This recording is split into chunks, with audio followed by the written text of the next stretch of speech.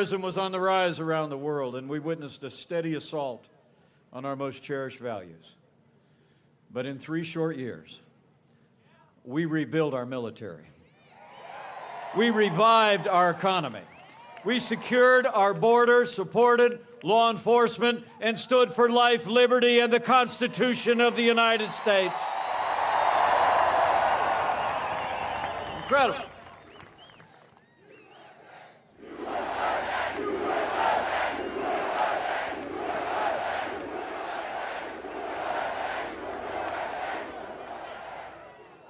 And on the economy, after Joe Biden spent 8 years in the White House trying to tax and spend and bail us back to a growing economy, President Donald Trump created the greatest economy in American history. And we are doing it again. How about those new GDP numbers last week? Isn't that something? The American economy grew by more than 33%. Shattering any previous record. The great American comeback is on. And with 4 more years of President Donald Trump, we're going to bring this economy back bigger and better than ever.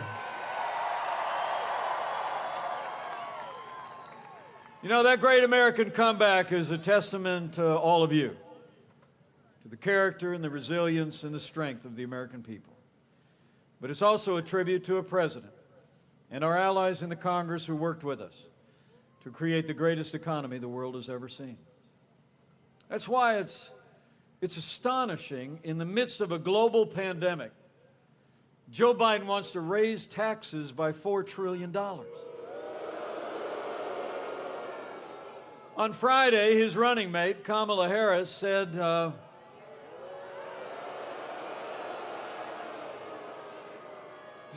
She said, quote, "The first order of business is to get rid of the president's tax cuts."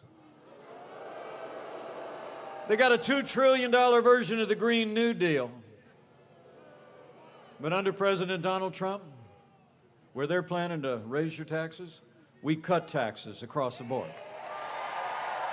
We rolled back more federal regulation than any administration in history. We fought for free and fair trade, unleashed American energy, and in 3 short years, businesses created 7 million good-paying jobs, including 112,000 jobs right here in the Great Lakes state. Unemployment reached a 50-year low, and wages were rising across the board in those first 3 years. And they were rising most rapidly for hardworking blue-collar Americans. The forgotten men and women of America were forgotten no more. You know, when Joe Biden was vice president, America actually lost 200,000 manufacturing jobs. You know, I come from just south of here in Indiana, just like Michigan. You know, we do 2 things well out this way, don't we? We make things and we grow things, right? But the last president actually said, after losing 200,000 manufacturing jobs, he said they're never coming back. Remember, he said, "What magic wand do you have?" Well, we didn't need a magic wand. We just needed President Donald Trump in the White House. 500,000 manufacturing jobs in just 3 years. So manufacturing came roaring back. And when it comes to trade, so important here in Michigan, what we make and what we grow, we sell to the world. Joe Biden's been a cheerleader of communist China all along the way. While they took advantage of the United States, put barriers to their markets, well, we put none to ours. And closer to home, when it came to our trading relationship with Canada and Mexico, Joe Biden liked to complain a lot about NAFTA, but he never lifted a finger to fix what was wrong with it when we saw thousands of factories close and jobs shipped south of the border. But under President Donald Trump, we put China on notice. We said the era of economic surrender is over. We stood strong, imposed tariffs, and NAFTA is now gone, and the USMCA is here to stay.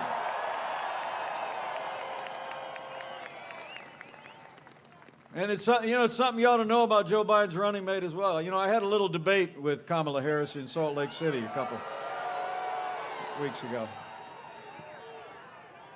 Thank you. Some people think we did all right, so thank you. But you all deserve to know in this hard-working state of Michigan, despite the fact the USMCA was a huge win for Michigan, right, Bill? But Kamala Harris was one of only 10 senators to vote against the USMCA.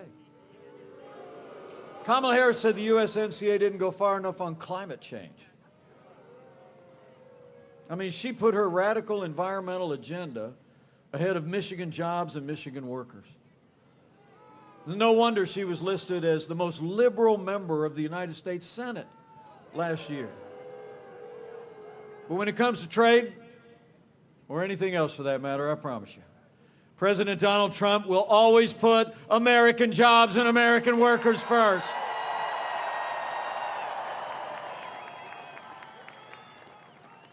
And on energy, Joe Biden wants to crush American energy under a $2 trillion Green New Deal that had raised the cost of electricity for every home and business in America. It's true. The president had to remind him he was for it in that first presidential debate, remember? But he is, right? And Kamala Harris, she was like the original co-sponsor in the Senate of the Green New Deal. The truth is, Joe Biden and Kamala Harris want to abolish fossil fuels, end fracking, and destroy hundreds of thousands of good-paying jobs. They said it over the last year over and over again, but now, right, Joe Biden shows up in Pittsburgh. I wasn't far from there today. And he's trying to convince people that he's not for banning fracking. He actually said that our president was lying about it. It came up in the presidential debate. How good did President Trump do in that presidential debate? Wasn't that a great night? That ball is still going. Anyway, it came up in the presidential debate. And remember Joe Biden, about 90 minutes into the debate, he said, America needs to make a transition from the oil industry. I love what the president said. He said, that's a big statement. But by the next morning, Joe Biden was already denying, but he's not, and even in the debate, remember? He said, show the tape. So we've been showing the tape.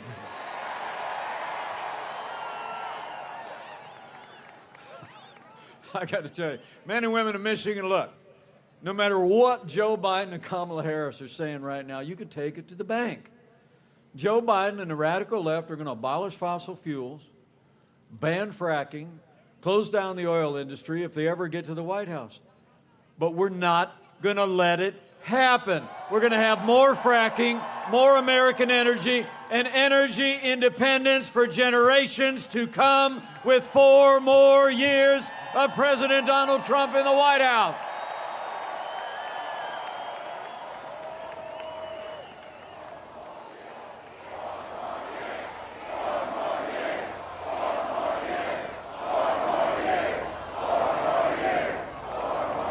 Folks, the choice we face in this election, I really believe, it's a choice between a Trump boom and a Biden depression. There was an independent review of his plans last week. It said that Joe Biden's economic policies would cost this country 5 million jobs and cut the average income of the Americans in your household by $6,500 a year. So anyway, every minute between now and when the polls close tomorrow here in Michigan, if you come across a family member, a coworker, a neighbor that is still undecided, I want you to say, I was out at the airport, ran into Mike.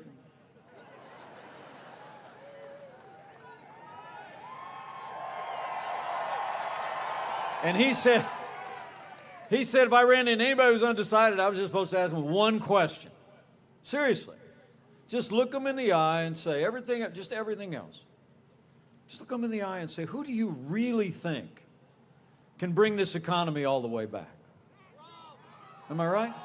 A career politician who spent 47 years in Washington, D.C. raising taxes, growing government, waving a white flag on international trade, or a proven job creator who's overseeing the fastest economic recovery in U.S. history. You ask them, and if they're honest, they'll answer. So this election really is about prosperity. It's about jobs. It's about our children's future. But it's also about national security. And I'll tell you what, I couldn't be more proud to serve alongside a president who cares so deeply about the men and women of our armed forces and their families. I mean, you might not know the Pences are actually a military family. My son's a United States Marine. And my daughter is married to a Navy pilot who's currently deployed. And we couldn't be more proud of them. In fact, my daughter is a military spouse, and while her husband is away, she's out campaigning a little bit with Mom and Dad. Would you welcome my wonderful daughter, Charlotte Pence Bond? Incredible Navy spouse and a writer and a leader. So proud of her. You know, when Joe Biden was vice president, we saw years of reckless budget cuts in our national defense, didn't we? And over the last few days, you can go look it up, leading Democrats in Washington are talking about massive cuts in defense spending to pay for all their big government plans. President Donald Trump, we rebuilt our military. We restored the arsenal of democracy. President Trump signed the largest investment in our national defense since the days of Ronald Reagan. And with 4 more years, we're going to keep giving our soldiers, sailors, airmen, Marines, and Coast Guard the resources and the support they need to defend this nation.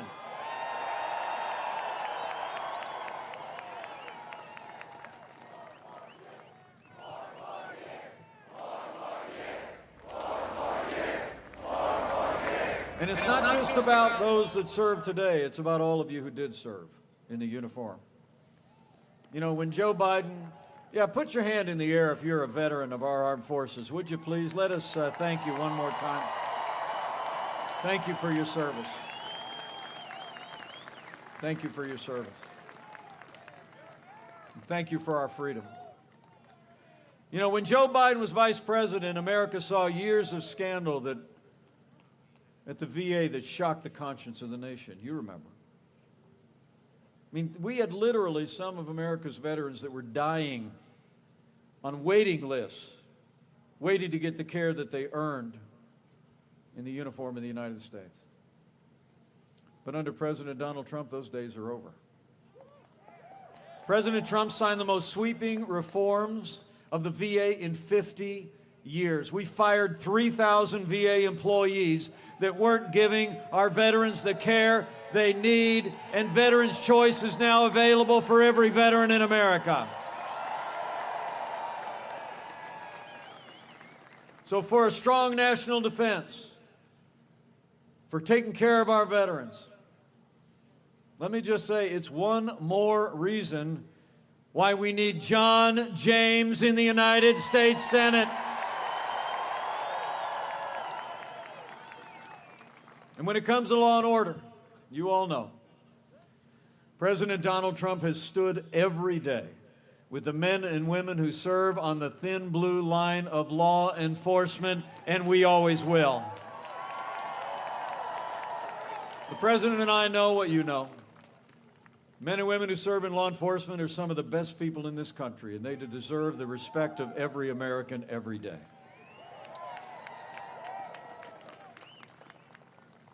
You know, the truth is, though, you remember the violence over this last summer, and all Joe Biden ever talked about was peaceful protesters. But rioting and looting is not peaceful protest. Burning businesses is not free speech. The truth is, Joe Biden would double down on the policies that have led to violence in America's cities. And Joe Biden explains it all by saying he believes America is systemically racist. And he and Kamala Harris often say that they believe police officers have an implicit bias against minorities. When Joe Biden was asked whether he'd cut funding for law enforcement, he replied, yes, absolutely. And Kamala Harris recently praised the mayor of Los Angeles for cutting $150 million out of the LAPD's budget. But under President Donald Trump, I'll make you a very firm promise. We're not going to defund the police. Not now, not ever. We're going to back the blue, and we're going to back the blue for 4 more years. And we're going to have law and order in every city, in every state in this nation for every American of every race and creed and color.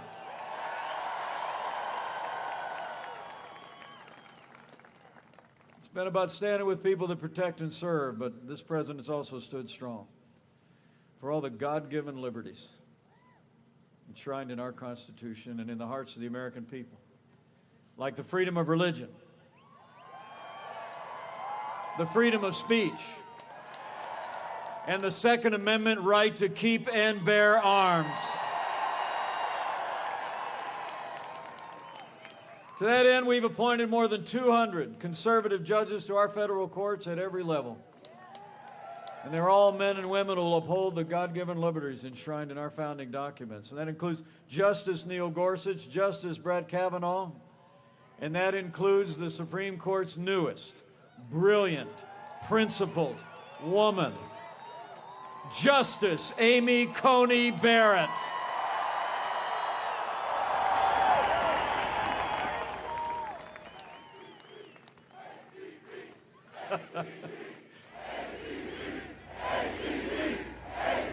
Isn't she great?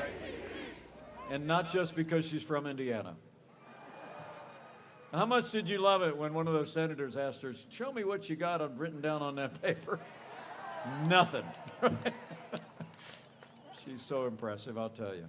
And she's going to stand strong for all the liberties we cherish. You know, when Joe Biden was vice president, we actually saw a steady assault on our first freedom, the freedom of religion.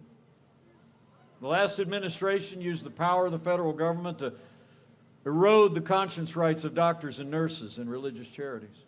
They even hauled a group of nuns into federal court to force them to compromise their faith to live under the Obamacare. It's true. And the same religious intolerance happened when Amy Coney Barrett was nominated to the Court of Appeals 2 years ago. You remember? She was in front of the Senate Judiciary Committee, and the leading Democrat on that committee said she was concerned about Amy Coney Barrett's Catholic faith because she said, and I quote, "The dogma lives loudly within you." And then Hollywood elites started attacking Amy Coney Barrett for her faith, and they've never stopped. Well, I got news for the Democrats in Washington and their Hollywood friends. That dogma lives loudly in me. That dogma lives loudly in you. And the right to live and worship according to the dictates of our faith lives loudly in the Constitution of the United States of America.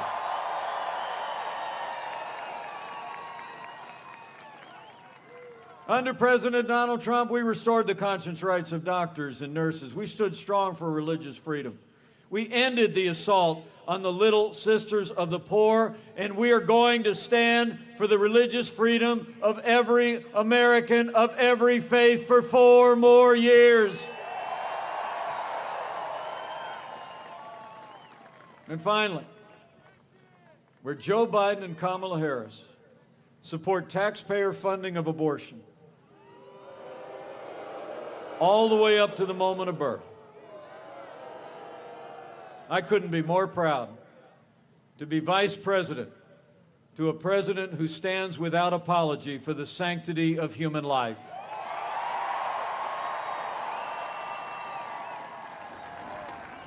So in our first 3 years, we rebuilt our military, we revived our economy, we stood for law and order, liberties, and life.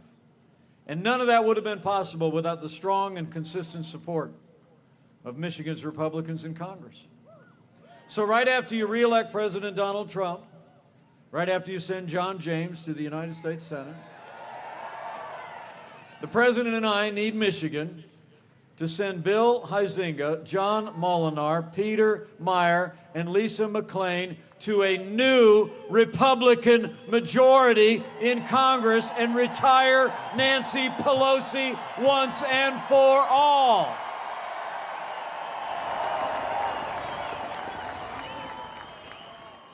Out. I'm telling you, I was there 10 years ago when we retired Nancy Pelosi the last time, and I intend to be here when we do it again.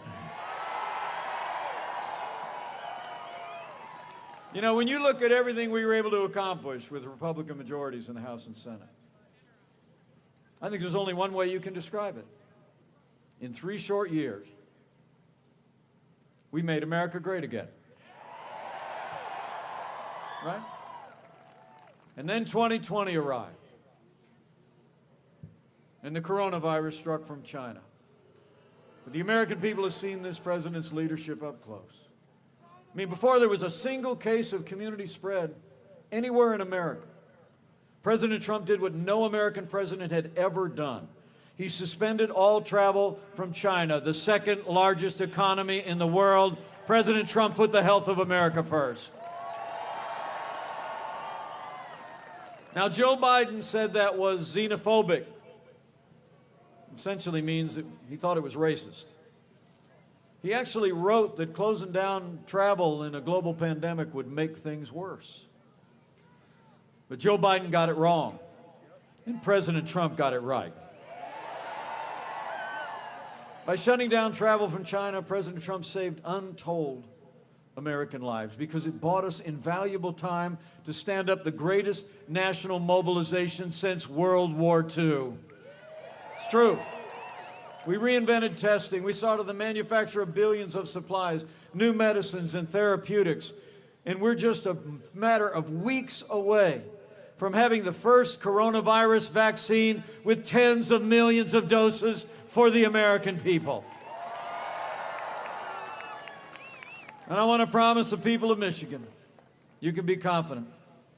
We're going to keep making sure those supplies and medicines are there. We're going to keep driving toward a vaccine till we put this pandemic in the past. And we're going to keep opening up America again.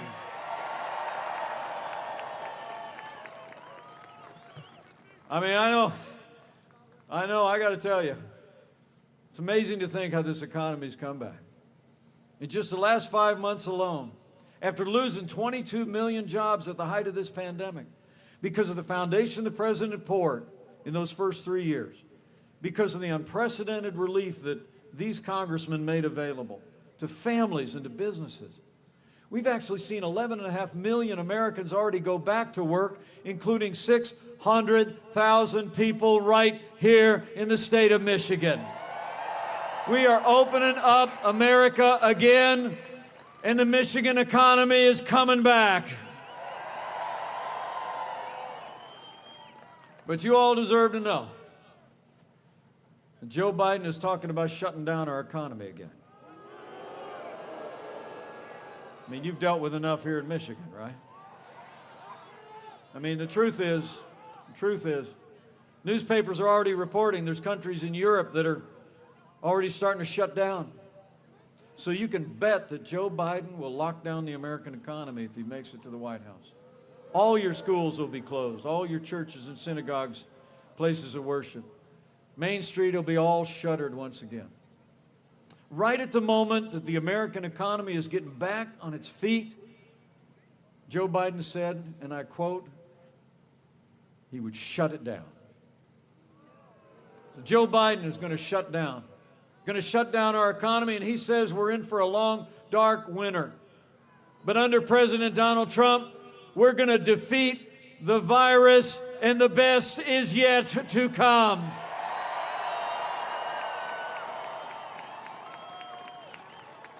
You know, the choice in this election has never been clearer. The stakes have never been higher. When you look at their agenda of higher taxes, open borders, socialized medicine, a Green New Deal, defunding the police, abortion on demand. It's clear. Joe Biden would be nothing more than a Trojan horse for the radical left. It's true. I mean, I saw where Bernie Sanders and Elizabeth Warren are already angling for cabinet posts. The truth is, you all know what's at stake. Now, Joe Biden says that democracy's on the ballot. Well, I think our economic recovery is on the ballot. I think law and order are on the ballot. But I also think there's things much more foundational to who we are that are on the ballot as well. You know, in this election, I think it's not going to be so much whether America ends up more Republican or more Democrat, more liberal or more conservative, more red or more blue. I think the choice in this election is whether America remains America.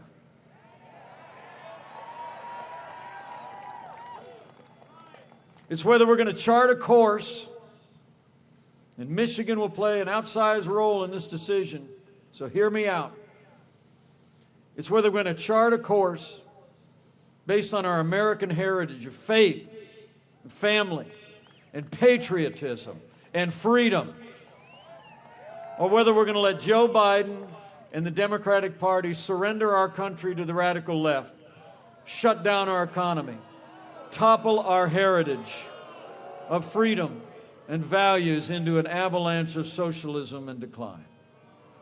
So let me say to all of you from my heart, for everything that has always made America unique and exceptional and great, for the freedom that generations of Americans have fought to defend, we've got to decide right here and right now that Joe Biden will never be president of the United States. We're going to re-elect President Donald Trump for 4 more years.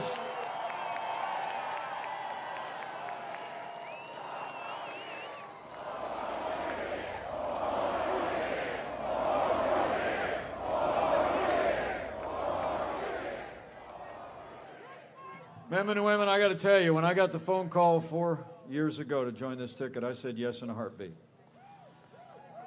Because I heard and saw in this president both the vision and the leadership ability to make this country great again. We served alongside each other every day for the last 4 years, and you know, some people think we're a little bit different. But I got to tell you, we've gotten to be very close friends. And I can tell you firsthand, when the Klieg lights are off and the cameras are off,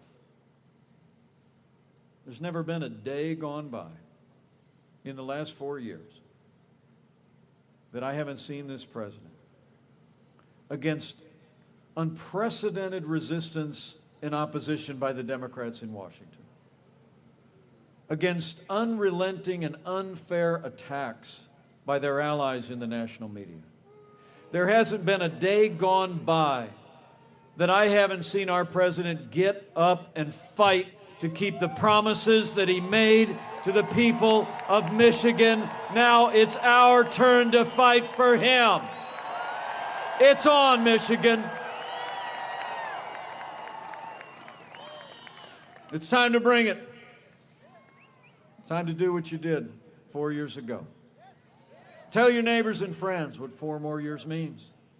4 more years means more jobs. 4 more years means more judges. 4 more years means more support for our troops. And it's going to take at least 4 more years to drain that swamp.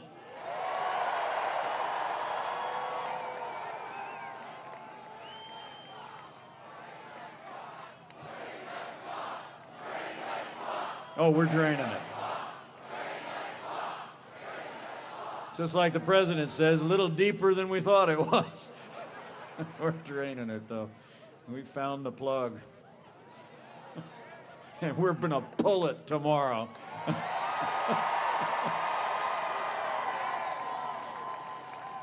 So I got to ask you to do a couple of things. Air Force One is on its way in.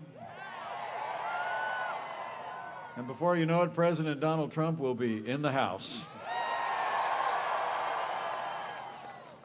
But on all of our behalf, I want to ask you to do a couple of things.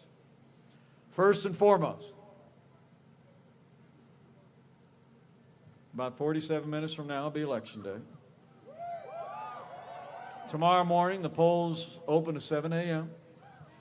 Stay open till 8. So I'm going to ask you personally. I need you to vote Michigan, vote to re-elect President Donald Trump to the White House. And remember, friends don't let friends vote alone. Bring a family member, bring a coworker, bring a neighbor, and vote to re-elect President Donald Trump for 4 more years.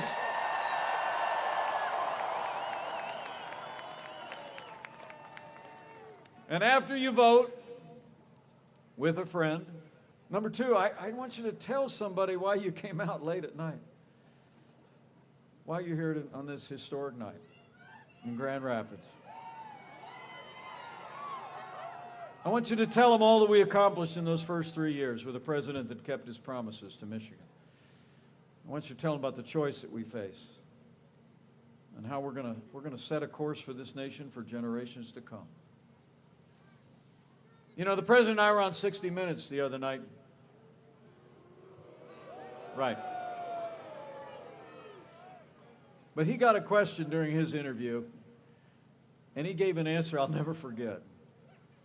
Because the reporter, I'm looking out at all of you, the reporter looks at the president, and she said, "So how would you describe your supporters?"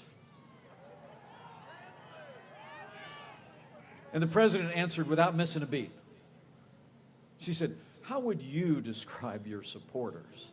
And he said, "They are people who love our country. So go tell your neighbors and friends that you love our country, and we need 4 more years of President Donald Trump in the White House."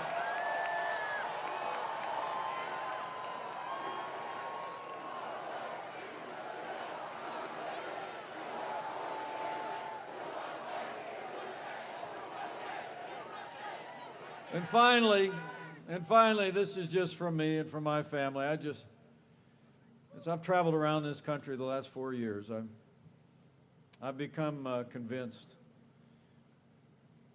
that this is a freedom-loving nation. And this is a nation of faith.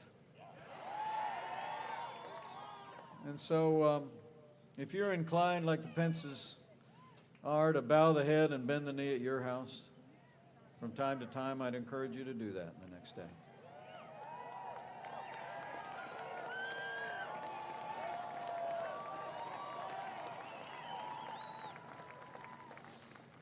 I mean, and when you pray with confidence. In these challenging times where it seems like there's more that divides us than any time in my lifetime,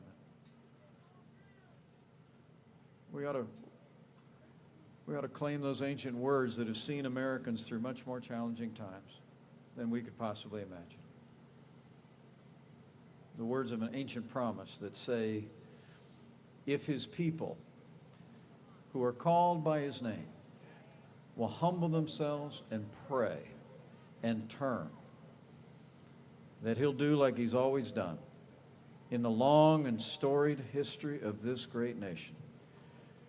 He'll hear from heaven and he'll heal this land."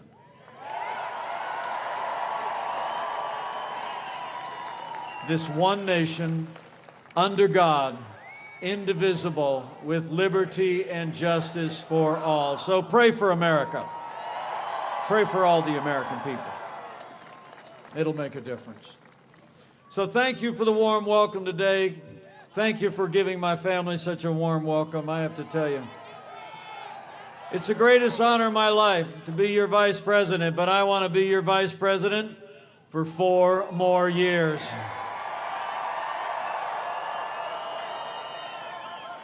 But I leave here today with renewed confidence. I'm telling you, standing where I'm standing, you'd be confident too.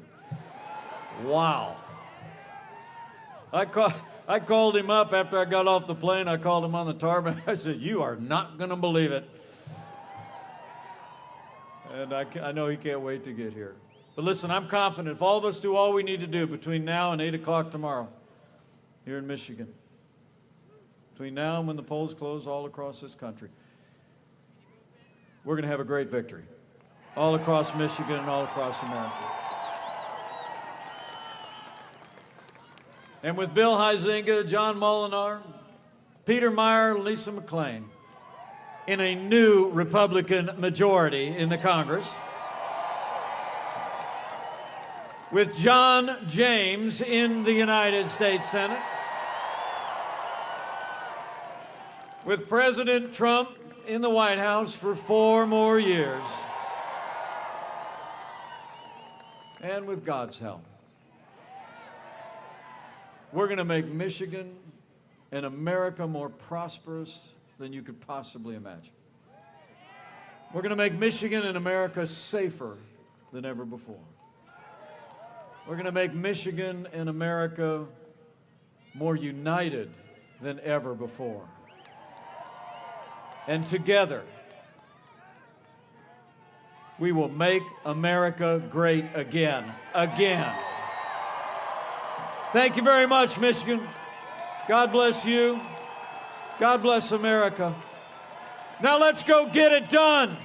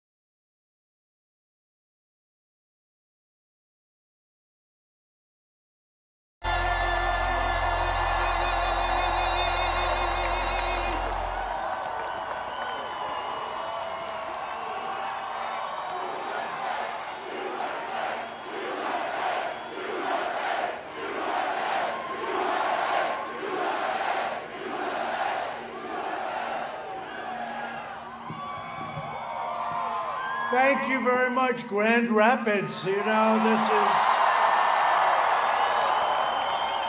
this was our final night prior to a very, very big victory. That was it. Remember, we left it around 1 o'clock in the morning. I got home, my wife said, now First Lady, said, you have to be kidding. We came home late and then we watched a beautiful victory, and we're gonna have another beautiful victory tomorrow.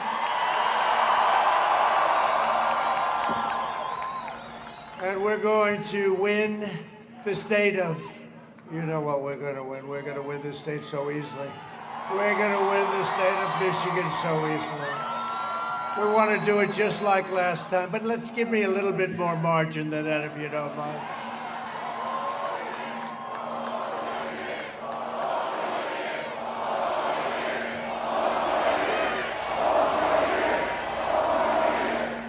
So we're going to win the state of Michigan, and we are going to win 4 more years in that very beautiful, beautiful, beautiful house. It's called the White House. We made history together 4 years ago, and tomorrow we're going to make history once again.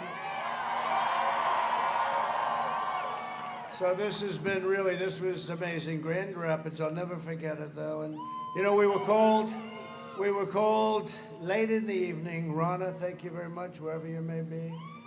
She kept calling, saying, one more trip to Michigan. I'm telling you, one more trip. And then we heard Crooked Hillary was coming back because they were hearing, you know, Michigan hadn't been won for a long time, many, many years by a Republican. We heard that Barack Hussein Obama and Hillary and Bill was the only one that got it right. Said, you don't want to run against Trump. He said that very early. He was the only one. He's the only one that understood what was going on, actually. But they came and they wanted to be in Michigan, which was unscheduled. So I got a call from Rana and the whole group, and they said, could you go back? We got here at 12 o'clock in the evening. I started speaking at 12:30, now Election Day. I'll never forget it. We had 32,000 people, almost as many as we have tonight. And I said to my team, we have to, this is it. You know, we've done 5, but actually 6, because we ended up last night around 2 o'clock in the morning in Miami. So we can say that includes on this, so that would be 6. We've done 6 of these big, and everyone was just a lot of people. And you know what? There was a lot of love. There was a lot of love. A lot of love. We had 45,000 people in Florida last night. By the way, we're doing very well in Florida. We're doing very, very well in Wisconsin. We're doing very well in Texas. I hear great things about Texas. You know, they're saying Texas may be even, well, you know, then you think, Sleepy Joe Biden's against guns. That's not good for Texas, right? He's against oil. Oil isn't good. If you're against oil, I don't think it's good. That's not good politics, right, Texas? And he's against God. Right? So, you know, when you have guns, oil, and God, and he's doing well in Texas, I don't think so. But I actually know for a fact we're doing very well in Texas. I think we're doing very well all over. I think you're going to have, I don't know if it's as much of a surprise. I don't know what's a surprise. We fulfilled everything we said we were going to fulfill, and that's why people are here. And we did some things that we never even talked about, right? We never talked about Space Force. We got in, and I said, you know what? I looked at Russia, I looked at China, I said, we need Space Force. And we did it first time in 74 years, not since the Air Force. But I want to thank you all. You know, we have a great group of people here. I'd like to show our appreciation for our phenomenal Vice President, Mike Pence, and his amazing wife, Karen. Did he make a good speech? I saw him on the plane, and I couldn't sort of. Did he make a good speech? He's great, I'll tell you what. It was close. It was close. If I had my choice between Mike and Kamala, I think it's a very close choice, but I think we'll take Mike. I think we'll stick with Mike and Karen. No, By the way, how badly did he beat her in that debate? Did you ever hear the expression, if that were a fight, they would have stopped it? But anyway, no, Mike's been great from day one, and I appreciate it. I also want to thank Don Jr., Eric, Ivanka, Tiffany. Words cannot express how proud you make me every single day. No matter what happens tomorrow, I'm very proud of you all. But if we don't win, I'll never speak to them again. They like him. They like them all. No, I'm very proud. We're very proud of you. Thank you. Look at these people. There's a lot of spirit here. A lot of spirit. No, it's funny though. I kept saying we have to finish off here. We have to do it. It's just we can be a little bit superstitious, right? But you people, you've been great. You've been great. And I think we're going to have a tremendous victory in Michigan. Don't forget, 4 years ago, I said, why are so many car companies leaving? You know, you were losing everything to Mexico and to China and to, frankly, Canada, and you were losing everything. And we stopped it. And now you have many, many car plants that have already been built, are being built, renovation 17. You didn't have a deal in like 42 years or so. It was always going out. Now they're all coming in. I want to thank Prime Minister Abe of Japan. I said, Shinzo, you got to do me a favor, Shinzo. You got to build some plants. And he said, no, we are the government. We don't do that. That's up to the private sector. I said, no, Shinzo, you got to do it. You got to do it. It's not fair. You're sending too many cars and they're built in Japan. We wanted them built in Michigan. We want them built in Ohio. We want them built in South Carolina, North Carolina. We got to do. He says, but I do not do that, Donald. And the next day they announced 5 companies are coming to Michigan. So, but he's a great guy. And he retired. He wasn't, had some difficulty with his health, but he was a great Prime Minister of Japan, and he did a great favor to Michigan and to us, to all of us. We have a lot of activity in Michigan. It would be nice if your governor would open up the state, however. He would open up the state. Open up your schools, open up the state, go back, get back to business.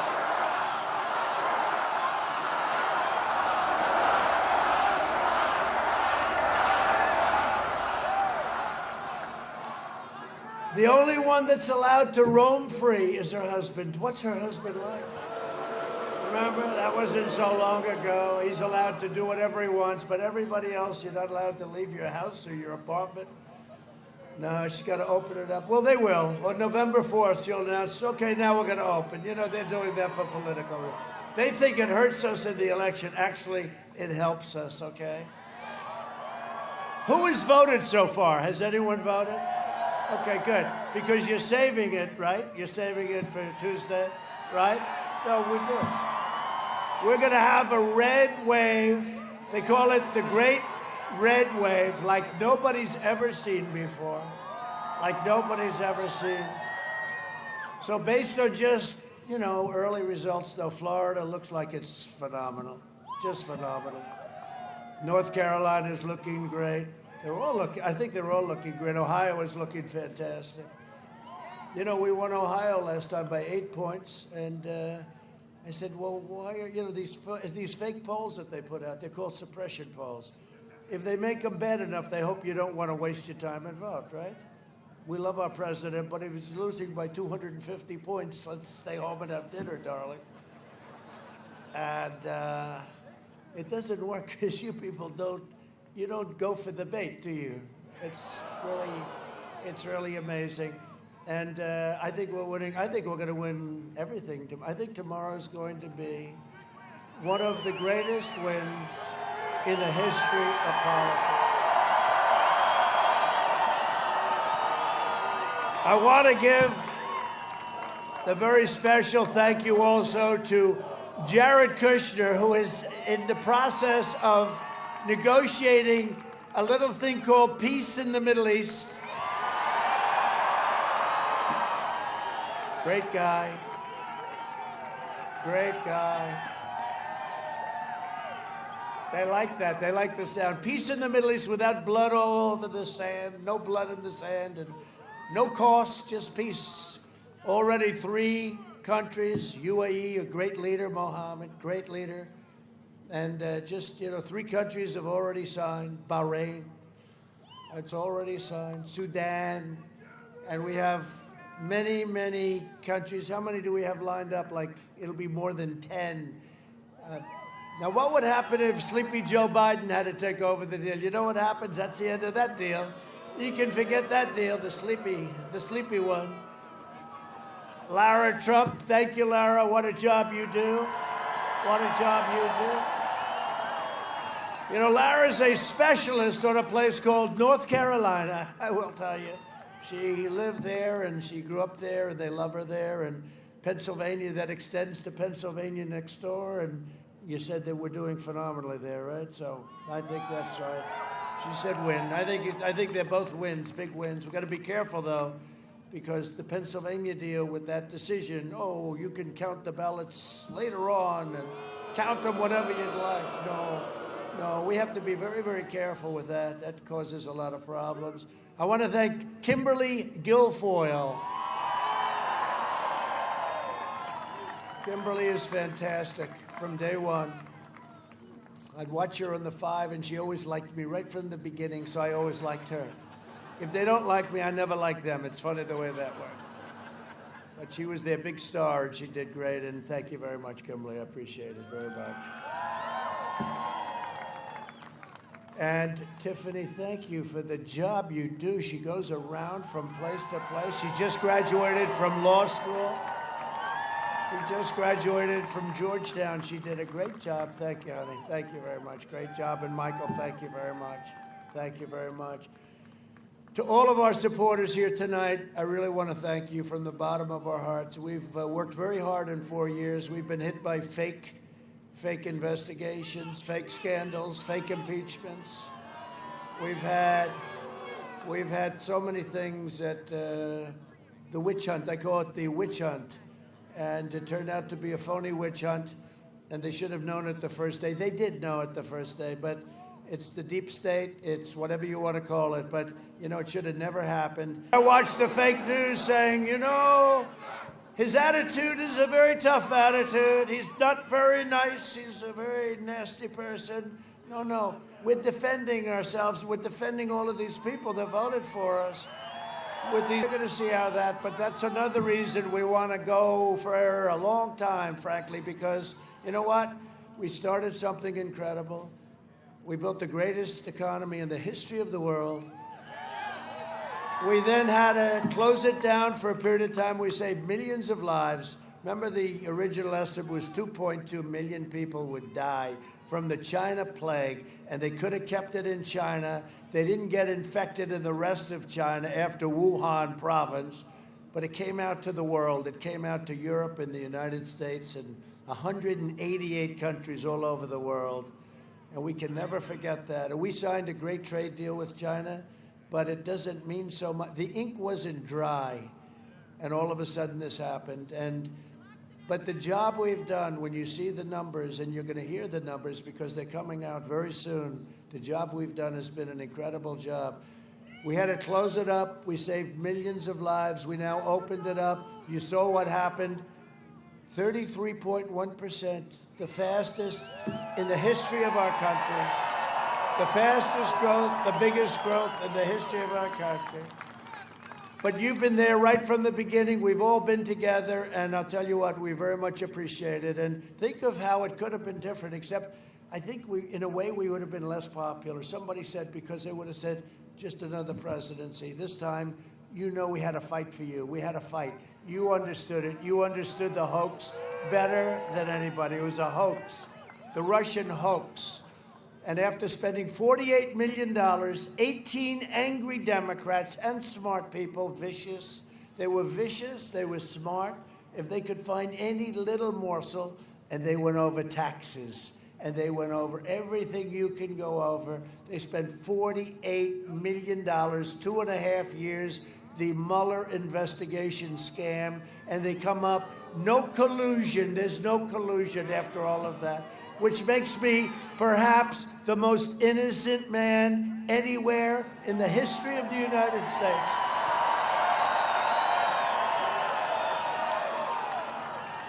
Now, a friend of mine called me up, very smart guy. He said, I can't imagine anybody could go through 2.5 years, $48 million, 18 killers, some of whom worked for Hillary Clinton, right? Crooked Hillary. And it turned out they're the ones dealing with Russia. What a disgrace. So let's see what happens. It's too bad it's going so slowly. There's plenty of info there, and I try and stay uninvolved. Someday I'm going to have to get involved, maybe. I try and stay uninvolved. Going too slowly. No, sir, we'd rather not do anything before the election. Well, they did it to me before. They did during, before, and after. These are bad people. Comey, the worst director in the history of the FBI, a crooked person. Did you leak, remember, Chuck Grassley? Did you leak the information to the newspapers? He choked when he heard Chuck Grassley from Iowa, great gentleman. He looked at that guy, he said, did you leak? And he said, yes, he choked. You know, the guy choked like a dog, Comey. He leaked, he lied, he did a lot of things. You saw the report by Inspector General Horowitz, who, by the way, did a great report. That was a great report, Inspector General Horowitz, and I appreciate it. But you saw that on Comey. Comey should hang his head in disgrace. But we had to go through all this stuff. Think if we didn't have any of it. We probably wouldn't have done as well. You know, it's true. We might not have done as well. And we might not have these massive crowds because you saw what was happening. You got it. We might not have had. So I just want to tell you, we appreciate you so much. We really do. We appreciate you so much. And now we have to build on what we've done. Nobody has done what we've done. No administration has done. Thank you. Wow, I love you too. I love you too. Thank you very much. Thank you. It's really nice. You know, in the history of politics, nobody's ever heard that expression before. It's true. Look, Ronald Reagan, we like Ronald Reagan, right? But nobody ever said, we love you, we love you. Nobody's ever heard it before. Nobody's ever heard it before. It's an expression, true. You know, they were covering it the other night. They're looking back, oh, they want to find it so badly. They want to find somebody so badly. But it's never been said before, to the best of anyone's knowledge, and we appreciate it. I'll tell you what, when you hear that, I had a nice life. I had the greatest life. But you know what? I'm so happy. This was the greatest decision I ever made because we have done so much good together. We've done it together. We couldn't have done it without you. And we've done so much, from the biggest tax cuts in history to regulation cuts, the biggest ever. We have cut regulations at a level that nobody believed. It would take 18 to 20 years to get a highway approved. We have it down to 2. It'll soon be down to 1. And it may not get approved. It may be an environmental problem. It may be a safety problem. But it shouldn't take 20 years. It shouldn't take 19 years, 1 to 21 years. And by the time you get it approved, it's, first of all, you start off as a young man on a highway project, and you end up in retirement, and then you get a rejection. We rejected 3 to 2, some board somewhere. No, we've done a great job, and we've rebuilt our military. We just got a 91% approval from our veterans. The veterans just gave us a 91% approval, highest we've ever got. With your vote, we will continue to cut your taxes, cut regulations, support our police, support our great military, protect your Second Amendment, which is gone if Sleepy Joe Biden gets. Defend religious liberty and ensure more products are proudly made with that beautiful, beautiful phrase, right? Made in the USA.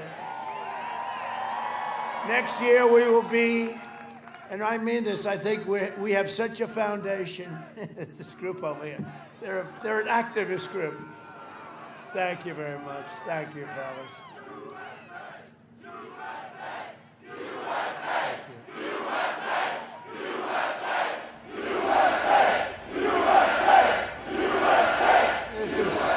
This is great group. Thank you very much. We appreciate it. Next year will be the greatest economic year in the history of our country. So you had last year was the best year you ever had. Before that was the best year.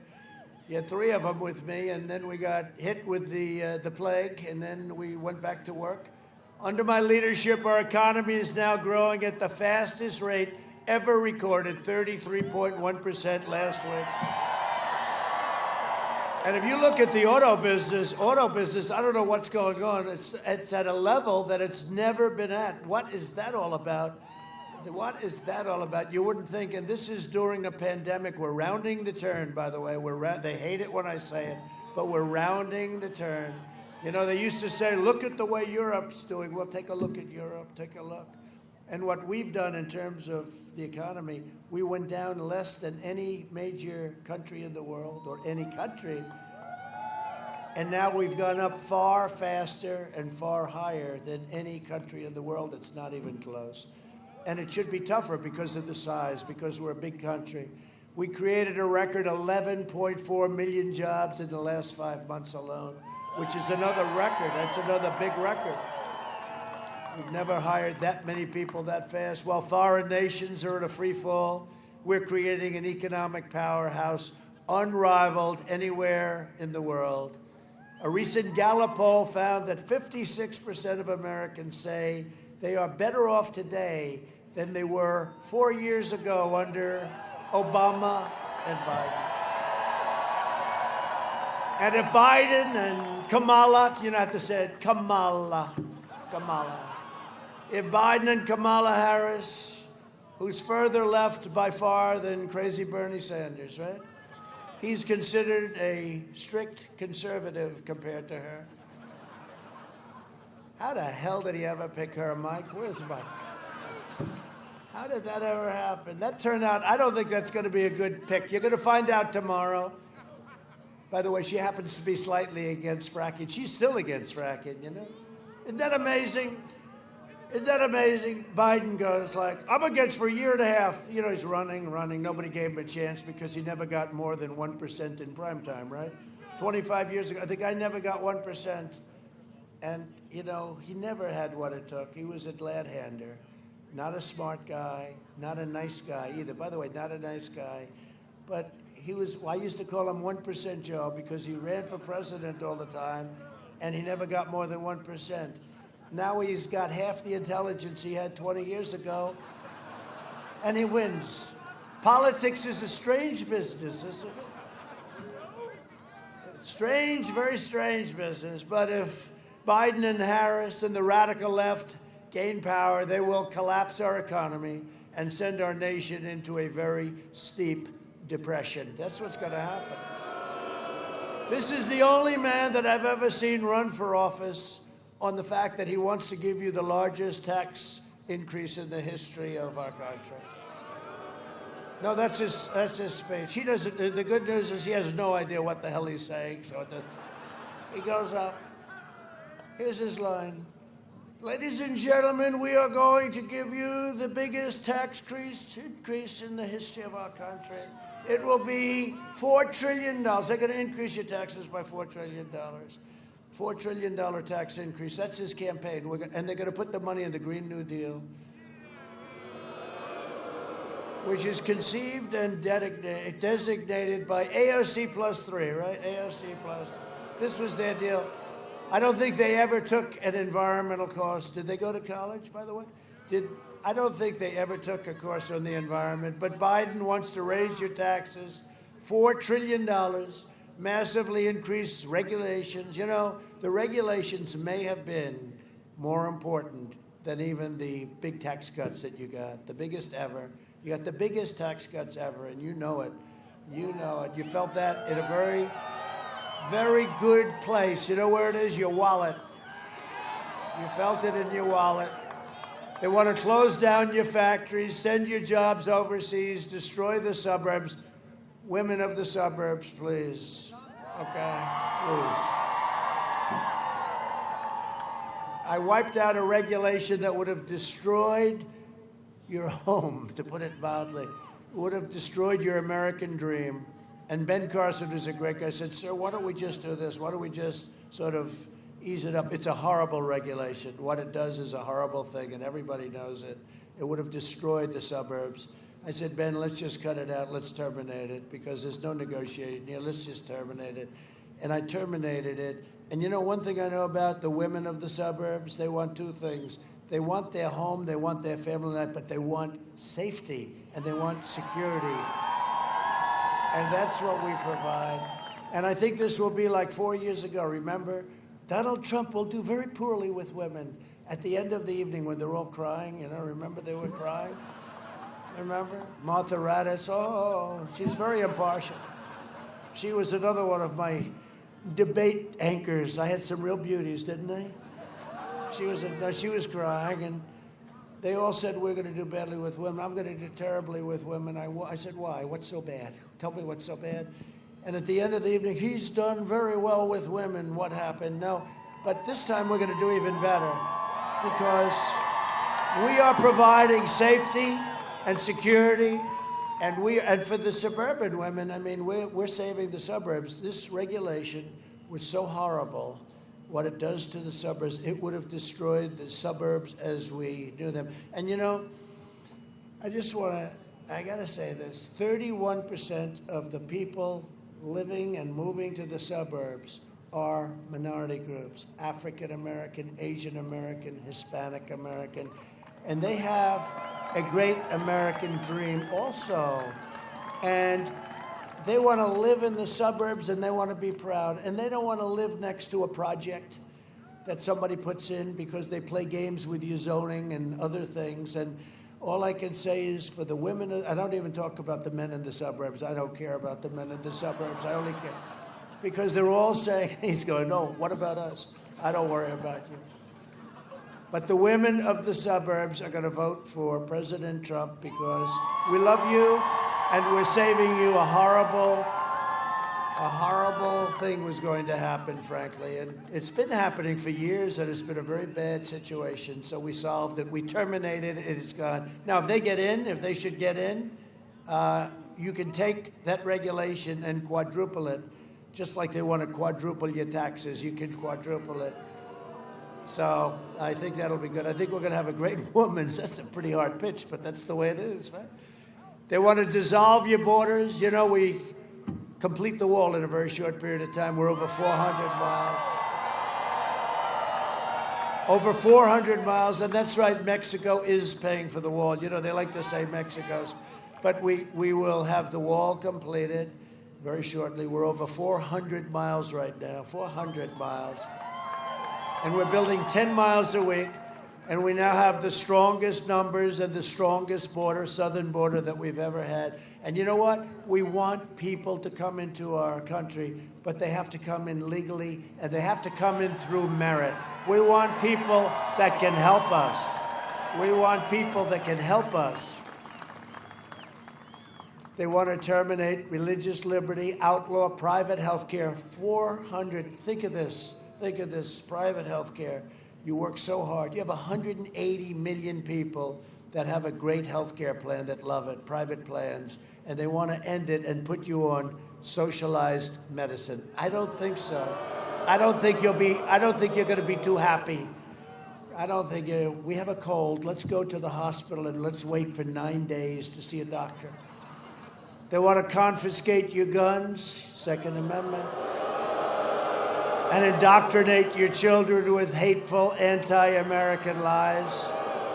So you'll be happy that I just signed on the plane, this beautiful Air Force One, and it is a beauty, I have to admit, an executive order to teach our nation's students pro-American values that will be taught.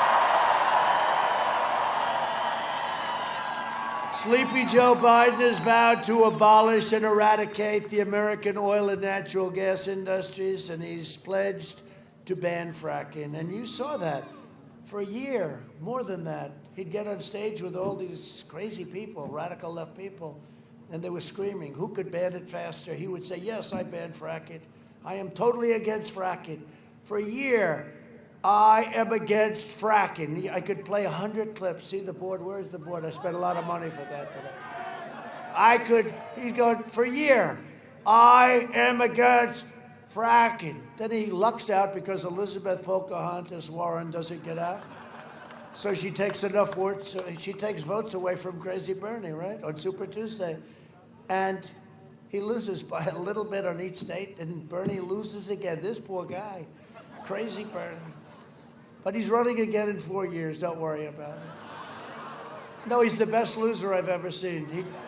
He can lose. He lost with Hillary. They didn't treat him too well, and then he lost. But Elizabeth Warren lost it. If she would have gotten out, he would have had the votes. He would have won easily. So instead of Crazy Bernie, I'm running against a sleepy guy, right?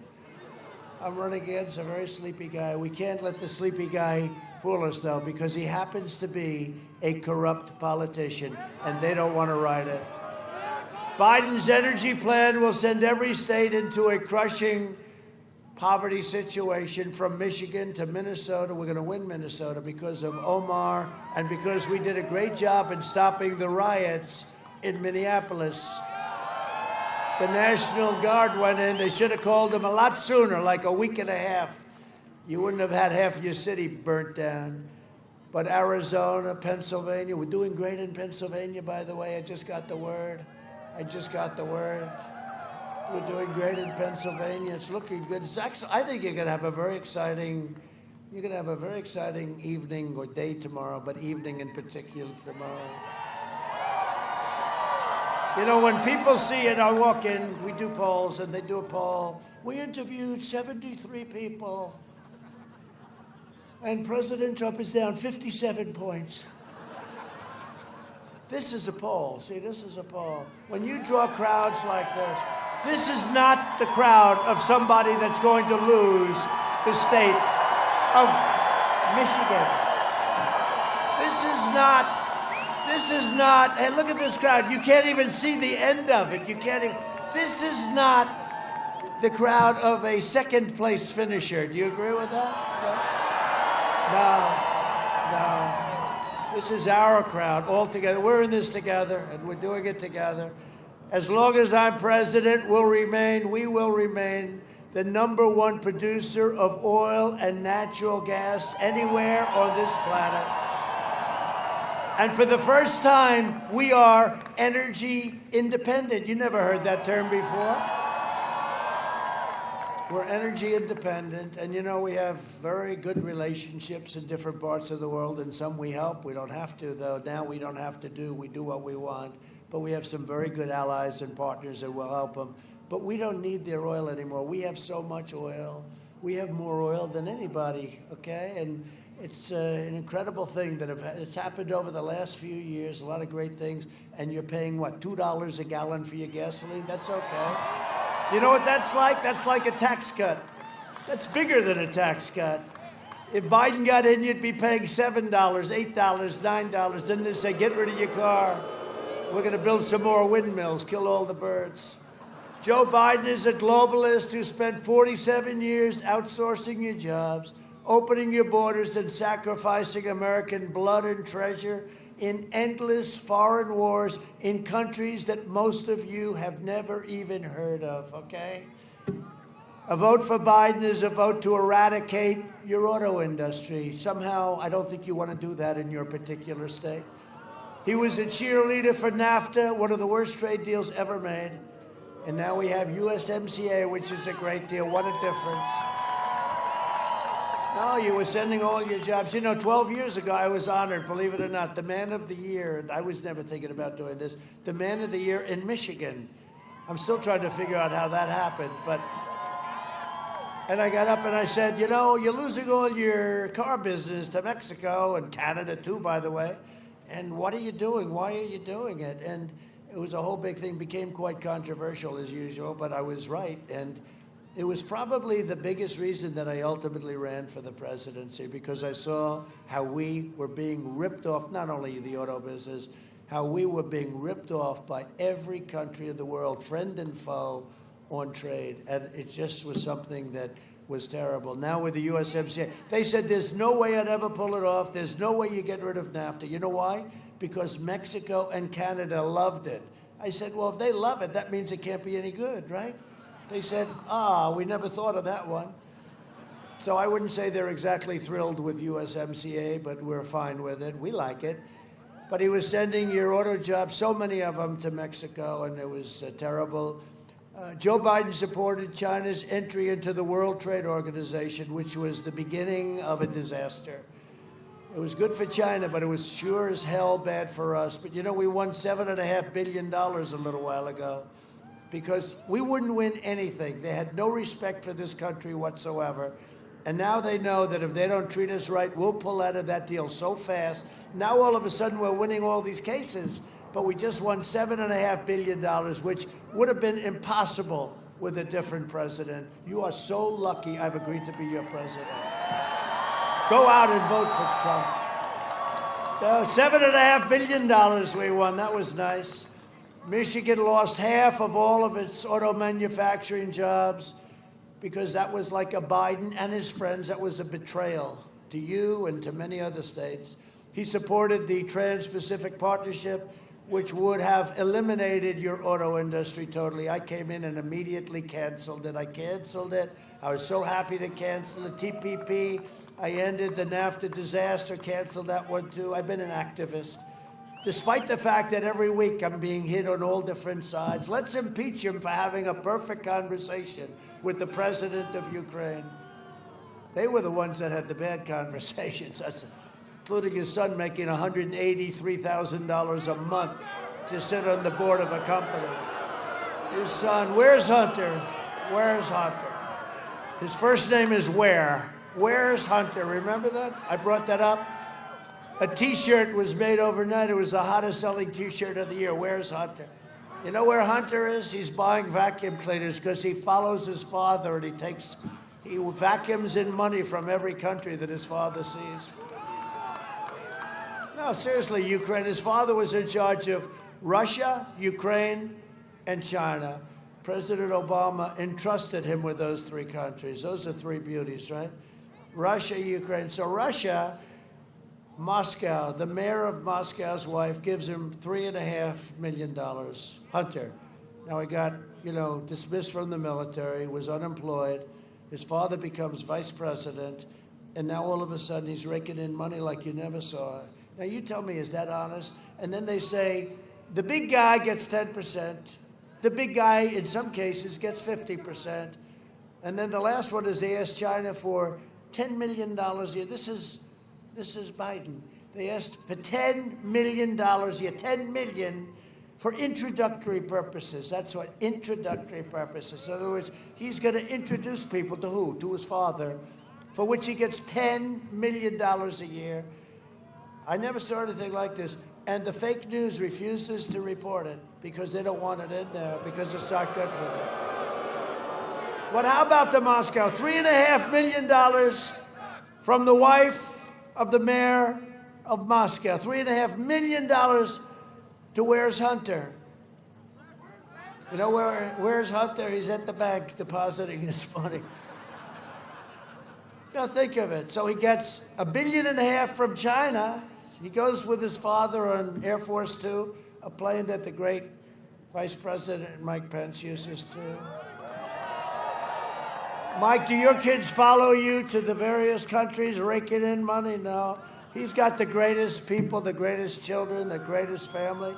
I don't think they have, right, where they're flying airplanes for our military. No, they don't. They do it a little differently. They do it the old-fashioned way. Now, Mike Pence, it's a whole different. I always compare. I say, can you imagine with Mike Pence how good we have it with Mike Pence compared to that?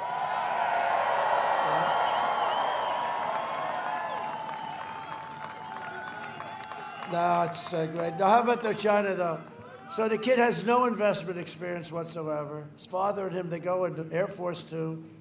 In 10 minutes, like a 10-minute meeting, he walks out with $1.5 billion from China. They don't do this for the biggest investment firms.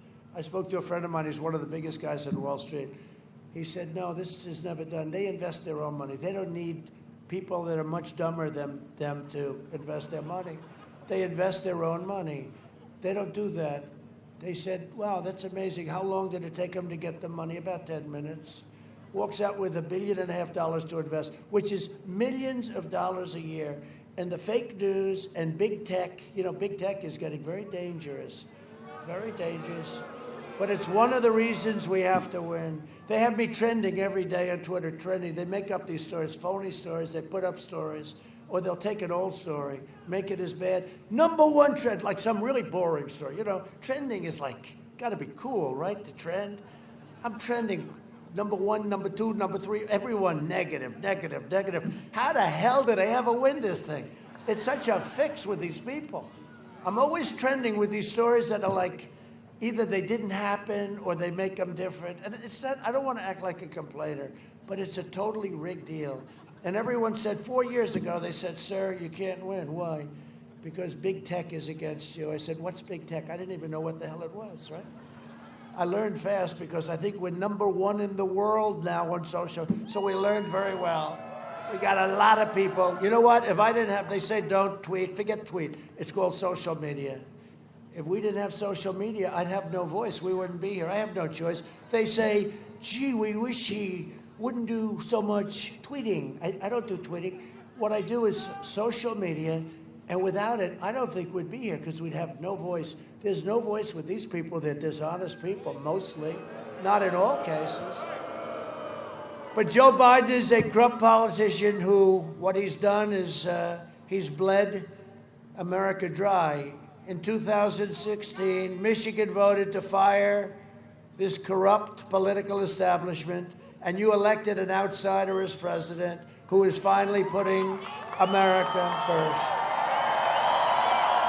And if I don't sound like a typical Washington politician, it's because, thank you, I'm not a politician, thank you very much. If I don't always play by the rules of Washington and the Washington establishment, it's because I was elected to fight for you, and I fight for you harder than anyone has ever fought for you before.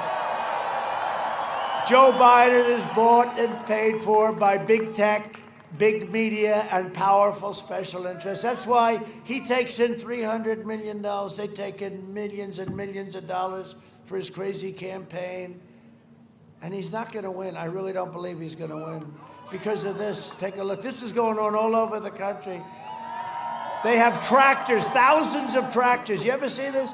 Thousands in Iowa. They have we're winning in Iowa, very big, by the way, just in case. Thousands of tractors in Iowa on big farms, thousands and thousands. They have thousands of boats, 6,000 boats out in the lake, out in the ocean. They have things, nobody's ever seen anything like it. So I think we're going to have a very big day. But they say you can't win without big tech. Well, we're going to find out tomorrow. Wouldn't that be wonderful? But they said the same thing.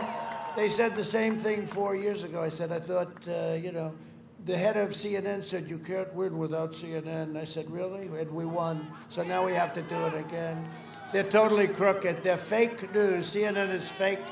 CNN and the others are fake news. They own Biden. They control him, and they know that he will always do their bidding. Every corrupt force in American life that betrayed you and hurt you is supporting Joe Biden.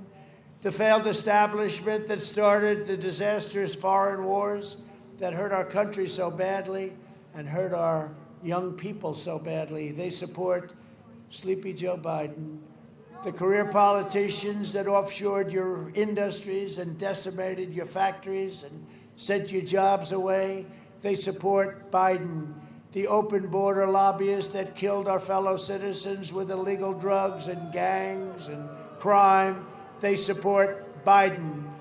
The far-left Democrats that ruined our public schools, depleted our inner cities, defunded our police, and demeaned your sacred faith and values, they support Biden.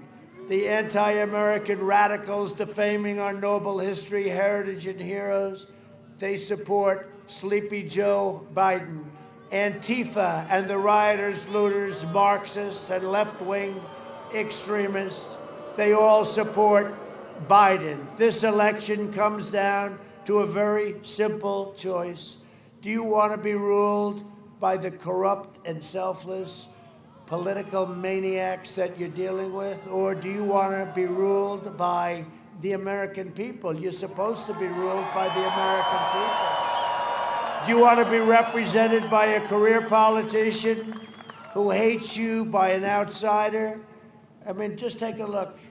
These people, what they do and what they get away with, and I guess that's the other reason. I mean, I was in politics, and I see what's been happening to our country. Our country was going to hell, and we've turned it, and we got waylaid by this plague that came in, but we've done a job like nobody else has ever done a job, and you understand it. And that's why there's so many of you here tonight, and that's why all over the country this is happening, all over the country. And even they're just springing up by themselves. I'm not there. I don't do this. I mean, you look, they had something today I read where 100 miles of cars, all with the flag, the American flag, the Trump, the whole Trump thing. But you want to be represented by a career politician who actually doesn't like you, or by an outsider who will defend you like you have never been defended before. That's what I'm doing. And it's not easy, but there's nothing I've ever enjoyed more in my life, because we are making so much progress. We have to now finish the progress. A vote for Biden is a vote to hand the keys of government over to people who don't like you, don't respect you, and who want to rob your children of their American dream. We have a great American dream. We're not going to let it happen. We're not going to let that happen. We're going to keep our great American dream. A vote for Biden is a vote to give control of government over to the globalists and communists and socialists and wealthy, liberal hypocrites and all of those that want to silence, censor, cancel, and punish you. If you want your children to be safe, if you want your values to be honored, if you want your life to be treated with dignity and respect, then I am asking you to go to the poll tomorrow and vote, vote, vote. Remember what I said 4 years ago. I am your voice, and we will make America great again, and that's what we're doing. For the last 4 years, the depraved swamp has tried everything to stop me and to stop you, because they know I don't answer to them, I answer to you. That's why we're here. That's why we're here. Together we will defeat the corrupt establishment, we will dethrone the failed political class, and we will drain the Washington swamp, and we will save that American dream, that beautiful, beautiful American dream. This election is a choice between a deadly Biden lockdown, open up your state, governor, or a safe vaccine that ends the pandemic and leads to the greatest economy in the history of the world. That's where we're going. We were there, and we're going to get it back very quickly, and that's going to bring our whole country together, because success brings it together. And it was happening. Before that plague came in, it was happening. People were calling me that you would least suspect, and it was all happening. And then we had to close it down and now build it up, and it's building. It's not a V, it's a super V. It's a super V. We will mass distribute the vaccine in just a few short weeks. It will quickly eradicate the virus and wipe out the China plague once and for all. And whether we have the vaccine, great companies, Johnson & Johnson, Moderna, Pfizer, but with or without it, we are rounding the turn. Just remember that. You know, they don't like it. They hate it when I say that. We're rounding the turn.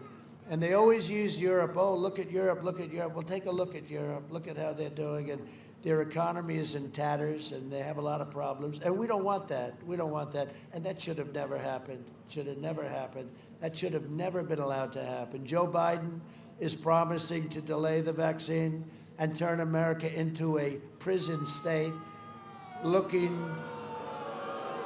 He's looking you in the face, and he's locking you in your home while letting rioters, Antifa, the radical left, run down your streets, riot in your streets, burn down your stores, beat you over the head, and they're allowed to do that. But you can't go to your church, you can't have dinner with your family, but you're allowed to protest and riot. That's why I call all of these protests, because we're allowed to protest. You're not allowed to meet, and you're not allowed to pray together, but you're allowed to protest. So I call everything that we do a protest. The Biden lockdown will mean no school, no graduations, no weddings, no Thanksgivings, no Easters, no Christmas, no 4th of July, no future for the youth. Other than that, it's actually quite good. A vote for Sleepy Joe Biden is a vote for lockdowns, layoffs, and misery. If you want a vaccine to kill the virus, by the way, he would have been so far behind on a vaccine. He would have been so far behind. He did the swine flu. It was the joke of why they didn't know what the hell they were doing. Now he's saying he should have acted faster, except when I did the ban on China, he said I shouldn't do it. For 2.5 months, then he admitted he was wrong, too, and then he runs, and now he's saying, I should have acted. I was so early in doing that ban, and we saved, and our biggest critic admits that we saved thousands and thousands of lives by doing it. Thousands of lives, and the ventilators that we made, and all of the things that we've done, and all of the medicines that are coming out, and here I am, right? Here I am. Now, I'm sure it had nothing to do with the medicine. I used to sort of give the medicine a little bit of credit. Now I give it none, because I'm a perfect physical specimen, and I'm a very young person. I'm a very young person.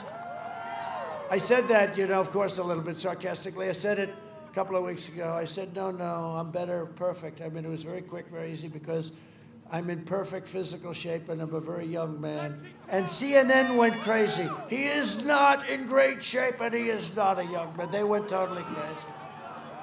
They are definitely, seriously losers. Could you imagine if they had to cover Sleepy Joe for 4 years? Their ratings would tank. They have the highest, that's why football is not doing well. First of all, they're not going to do well. Basketball was down 71%, right? Their finals. You know why? Because our people want to see people that respect our country, respect our anthem, and respect our flag. And football's way down, but they're down for that reason, but they're also down because people would rather watch this stuff than watch football, because this is much tougher. They consider this to be much tougher, actually. But can you imagine if they covered Sleepy Joe? The ratings are phenomenal for all these things, and then they cover Sleepy Joe. Their ratings would tank. They would come to see me. Sir, I think it's really important that you run again. You're going to, because we are losing our networks. Our ratings are down the tubes. The failing New York Times will definitely be out of business very quickly. They used to write nothing about me. Now I average probably about 4 or 5 stories a day on the front page. Someday they're going to give me a good one. Watch. It might be tomorrow. We got to have a big win. We want a big win, not just a win. We want a big one. Secretary of Defense Robert Gates said about Biden that he was wrong on nearly every single major foreign policy and national security issue over the past 4 decades. He's been wrong on everything. He's been wrong on everything. But don't believe me, because you're Michigan, I spent all of this money on these beautiful, very large television sets. I call them beautiful large screens. They're large television sets. Let's see it for yourself, okay? Go ahead. Joe Biden! Joe Biden!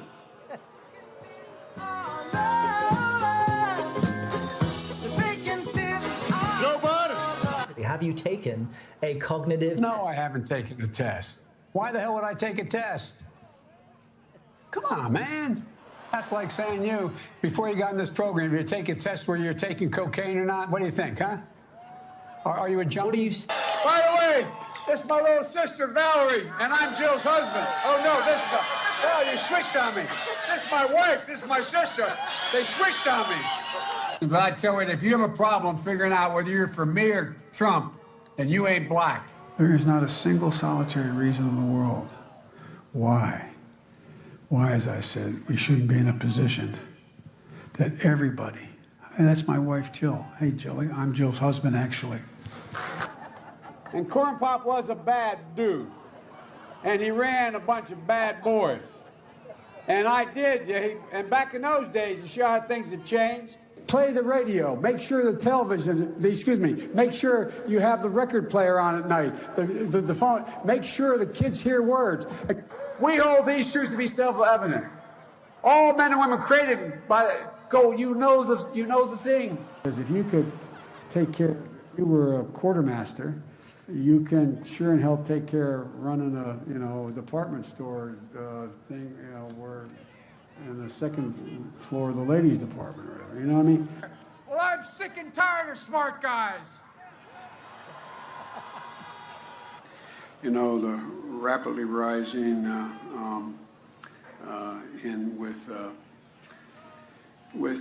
don't know. You ever been to a caucus? No, you haven't. You're a lying, dog-faced pony soldier. Why attack Sanders? Why? You're getting nervous, man. What kind of country we're going to be? 4 more years of George, he's going to find ourselves in a position where if Trump gets elected, we're going to be in a different world. Lie after lie after lie after lie. You know, we have to come together. That's why I'm running. I'm running as a proud Democrat for the Senate.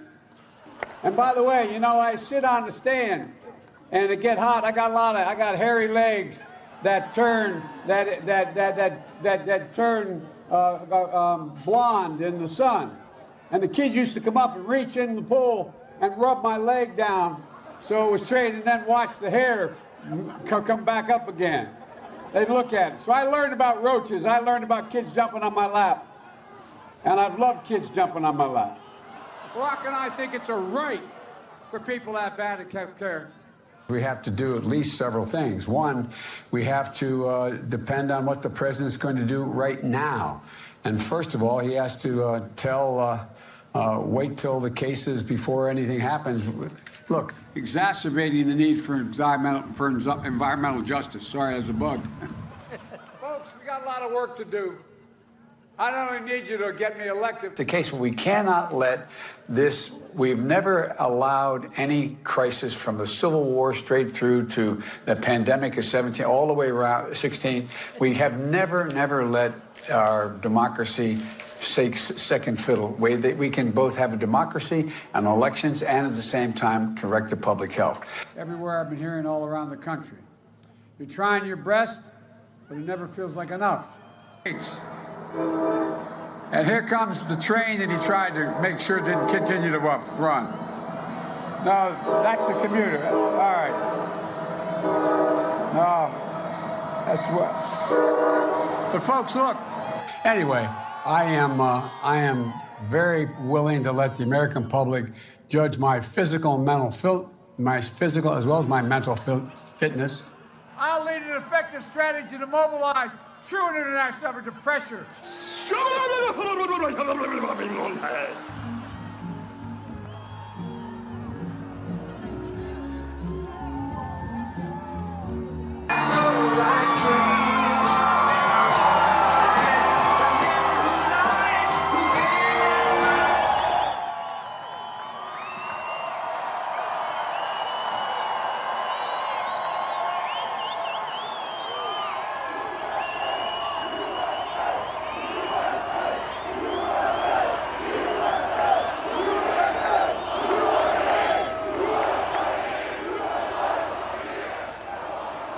Thank you very much. Look, you can't let this happen to our country, okay?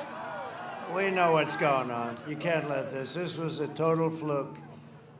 This was a total fluke. In prime time, he didn't work, and now it's really not working. What a disaster. I can't believe this is even happening. It puts much more pressure on me running against a guy like this, you know?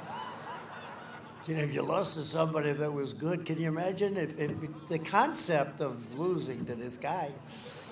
Oh, you better get out there and vote tomorrow. I will be so angry. I'll never come back to Michigan. I'll never come back.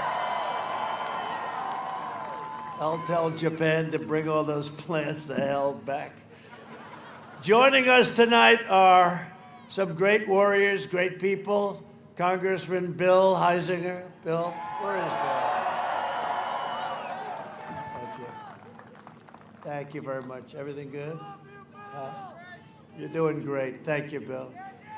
congressional candidate Peter Meyer. Peter, where's Peter? Peter, where's Peter? Peter, you don't have a good location. What happened to Peter? Peter's here someplace, and I hear he's doing great. House Speaker Lee Chatfield. Lee? Thank you, Lee. Great job you're doing. RNC chair, she got me. I'll tell you what a job she did.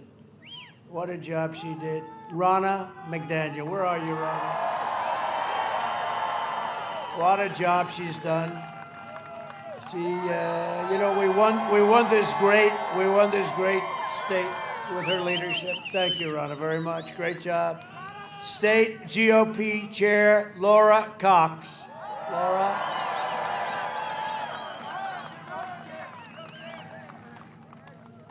Good job. Are we going to win? Okay. Otherwise, we will fire you so fast. No, I think we're gonna have a tremendous victory in Michigan. I think we're gonna have a tremendous victory in all of these states they're talking about. I see all of them maybe. We're gonna have a tremendous evening. I hope so. For the good of our country, I hope so. You see the alternative, I'm sorry. But this is not just an alternative. We're doing a great job, but we want to keep it going, okay? We got to keep it going, and we're going to. A very special person, Medal of Honor recipient, Jim McLaughlin. Jim, where are you? Great job. He's a very brave one. Thank you very much, Jim. Congratulations. That's a great honor, our highest honor. Ted Nugent, and he is great. Where's Ted? Great job, Ted. He's been from day one, right, Ted? Great job. Thank you very much for everything. We appreciate it. I love your sound. I love your music. And speaking of sound, music, and other things, one of the big superstars of the world, Little Pimp. There he is. How's it going? Do you want to come up and say something? Do you want to? Come on.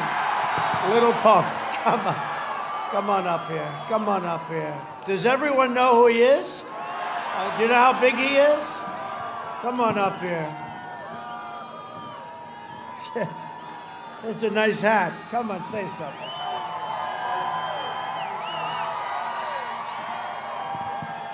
Hello, everybody. How you guys feeling? I come here to say, Mr. President, I appreciate everything you've done for our country. You brought the troops home, and you're doing the right thing. MAGA 2020. Don't forget that. Don't forget that. And do not vote for Sleepy Joe at all.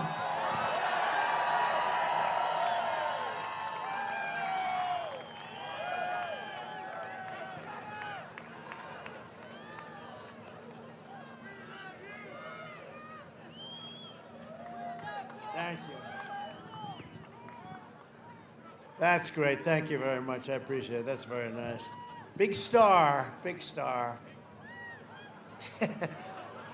That's very impressive. For 47 years, Joe Biden viciously attacked black Americans. He called young black men super predators. To every black American, I am asking you to get out tomorrow and vote. This is your one and only chance. Thank you. Thank you, man. Thank you very much. To show Joe Biden what you think of his decision to attack you, to jail you, to betray you. And I'm fighting for you. And you know what we've done? What we've done is really something that nobody thought could have happened. Other administrations, in particular the last administration, didn't make even a move to try and get it done. We got criminal justice reform done. We got prison reform done. We got opportunity zones, all done and complete. Tim Scott. We had funding for historically black colleges and universities completed and done. And it's an honor to have done it. And I say it all the time. With the exception of Abraham Lincoln, no president has done as much for the black community as President Trump, and I'm very proud of it. Very proud of it. Thank you. Thank you. And it's been an honor. It's been an honor. Biden has vowed to increase refugee admissions from terrorist nations by over 700%, including from Syria, Somalia, and Yemen. The Biden plan would overwhelm your communities and turn Michigan, Minnesota, Wisconsin, and the entire Midwest into a virtual refugee camp. I am keeping radical Islamic terrorists, if you don't mind, the hell out of our country, okay? And if you take a look at France over the last week, they're having a devastating problem. Another problem happened today, a very big problem in Europe, and we don't want it. We don't want that problem. We don't need it. We don't want it. We invested $2.5 trillion in the United States military, biggest investment we've ever made. We are the envy of every country militarily, Russia, China, North Korea. Everybody looks at what we have. Nobody. Tanks, F-35s, the super fighter jets, tankers, submarines, missiles, rockets, hypersonic missiles. They go 7 times faster than our fastest missile, fastest in the world. All of the things we've done, and our nuclear plants and our nuclear capability is now at the highest level, and it's all in tippy-top shape. And you just have to pray to God that we never use it. That's all we say. Pray to God that we never use it. So we have the best in the world, all, by the way, made in the USA, and a lot of it made right here in Michigan. A lot of it made right here in Michigan. We also passed VA Veterans Choice and Veterans Accountability, VA Accountability. We got 91%. We killed the leader of ISIS, al-Baghdadi. We eliminated the world's top terrorist. Soleimani is dead. I recognized the capital of Israel and opened the American embassy in Jerusalem. I also recognized Israeli sovereignty over the Golan Heights. I've been working on that for 52 years.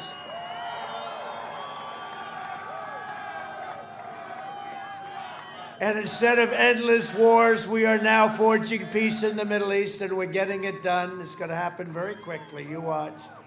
A vote for me and the Republican Party is a vote for the American dream. And remember, Abraham Lincoln was a proud member of the Republican Party.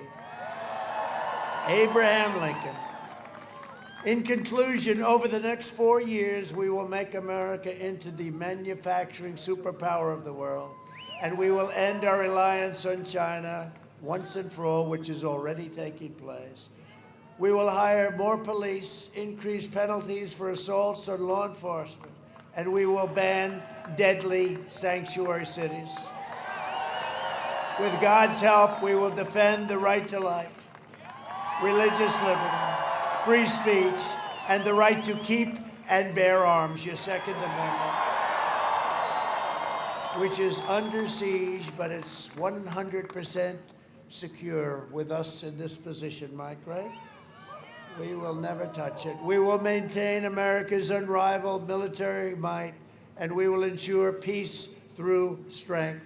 We will end surprise medical billing, require price transparency, which goes into effect on January 1st, bigger than health care, lower drug prices even more. We have signed and done something that's never been done on prescription drug prices. Favored nations, it will bring drug prices down 50, 60, 70%, like you've never seen before. And the drug companies, Big Pharma, does not exactly like your favorite president, I will tell you, but that's okay. We broke a logjam. Favored nations, nobody thought we'd ever do that. We did. And we will always protect patients with pre-existing conditions. America will land the first woman on the moon, and the United States will be the first nation to land an astronaut on Mars. That's starting very soon. We will stop the radical indoctrination of our students and restore patriotic education to our schools. We will teach our children to love our country, honor our history, and always respect our great American flag. And we will live by the timeless words of our national motto, "In God we trust." For years, you had a president who apologized for America. Now you have a president who is standing up for America and standing up for the great people of Michigan. Tomorrow you have the power with the power of your vote, right? The power of your vote. But you have a power to save America, for this country will never be a socialist nation. We would never allow that to happen. Together we can finish the job and drain the Washington swamp once and for all. Nobody knew it was so deep and so vicious, but we have done some job. So get your friends, get your family, get your neighbors, get your coworkers, and get out and vote. Most important election, perhaps in the history of our country. I never thought I'd say that. After what we went through 4 years ago, I said, there'll never be anything like that. Never be anything like what we went through. And this is the most important election, maybe in the history of our country. From Midland to Mackinac, from Pontiac to Battle Creek, and from Detroit to right here in Grand Rapids. I love Grand Rapids. We inherit the legacy of American patriots who gave their blood, sweat, and tears to defend our country, our families, and our freedom. We stand on the shoulders of American heroes who crossed the ocean, settled the continent, tamed the wilderness, laid down the railroads, raised up the great skyscrapers, won 2 world wars, defeated fascism and communism, and made America into the single greatest nation in the history of the world. And the best is yet to come. The best is yet to come. Proud citizens like you who helped build this country, together we will take back our country. We are taking it back at a level that nobody has believed. We are taking it back, and we are winning, and we're going to win tomorrow. We are returning power to you, the American people. With your help, your devotion, and your drive, we are going to keep on working. We are going to keep on fighting, and we are going to keep on winning, winning, winning. We are one movement, one people, one family, and one glorious nation under God. And together with the incredible people of Michigan, we have made America powerful again. Our military, it's never been like this. We have made America wealthy again. We have made America strong again. We have made America proud again. We have made America safe again. And we will make America great again. Thank you, Michigan. Go out and vote. Thank you very much. Thank you. Thank you very much.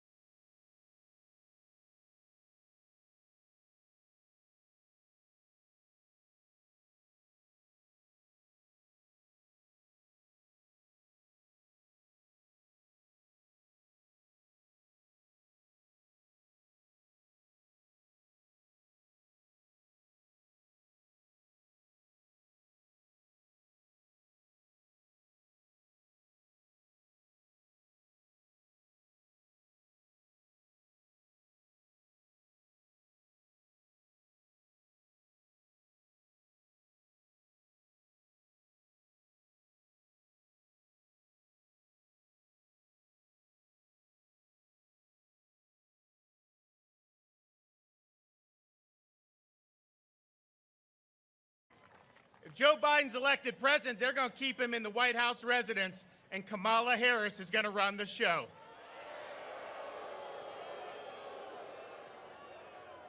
She is rated more left-wing than Bernie Sanders.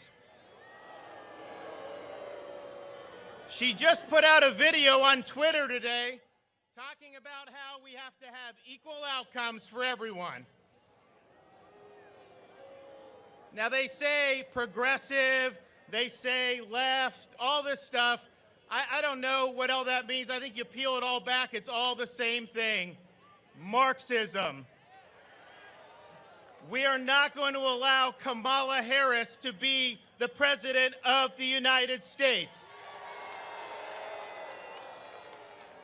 We have a responsibility to have safe communities and to support the men and women in law enforcement, and Donald Trump understands that. When we had riots across this country, he stood up for law enforcement. Joe Biden was silent. Joe Biden didn't do anything to stand up for law enforcement. In fact, they had staffers that were bailing out the rioters. We need to stand in front of law enforcement and support them, and I can tell you in Florida, we're doing just that. When we had the riots, we didn't waste any time. I called up the National Guard, said it's not going to happen here. And now we are going to enact the strongest anti-rioting, anti-looting, pro-law enforcement legislation in the country.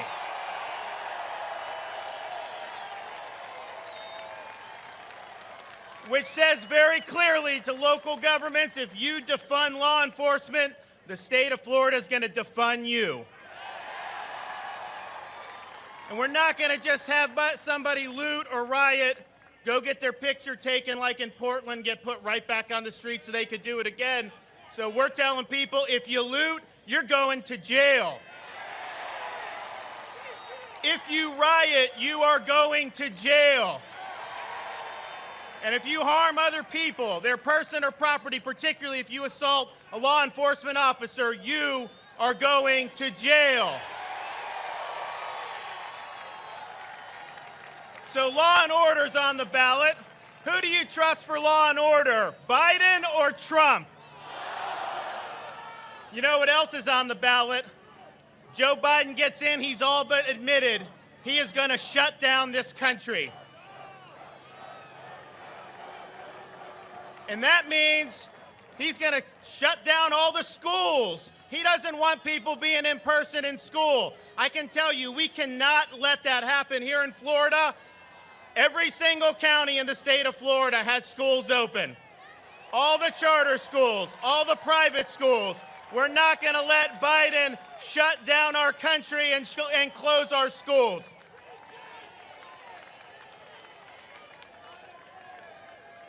What do we need?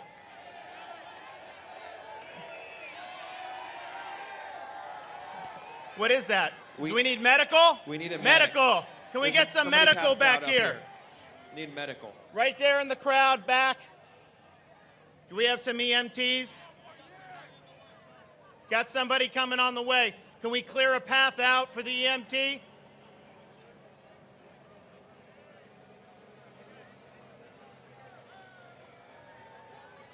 Do we have it? Do we have anyone there? Okay.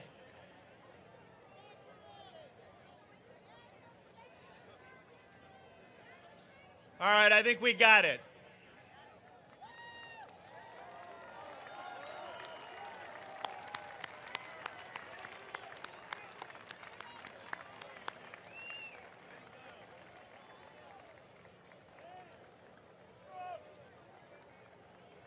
All right, I think we got the attention that we need. I can tell you it's hot here, but if you'd have been at the Tampa rally the other day, that was at 1:30 in the afternoon. We had about 95-degree weather. It was not pretty. We had a lot of people that had heat problems. So let me ask you this. Are you going to make your voice heard with your vote between now and Tuesday? Are you going to support our Republican candidates up and down the ballot? Are you going to talk to your friends and neighbors and people that you know and get them to go out to the polls? And will you do all you can, in addition to voting, to make sure that on Tuesday night, Donald Trump is re-elected the President of the United States? Because let me tell you, if we do our job here in the state of Florida, if you go out and you vote and your friends and your family vote, we're going to go into election night and you know the media is going to be waiting to declare Joe Biden the victor. They've been waiting for 4 years to be able to declare Joe Biden the victor. And what's going to happen is the returns are going to come in from Florida. And they're not going to be what the media wanted. Actually, it's going to show it's pretty close, and then the panhandle comes in, and oh my gosh, it's 4 years, 2016, all over again, and they are going to have to admit that Donald Trump has carried the state of Florida, and when that happens, the die will be cast, and he will be on his way to be re-elected the President of the United States. Thank you, guys. God bless you. God bless everybody. Thank you.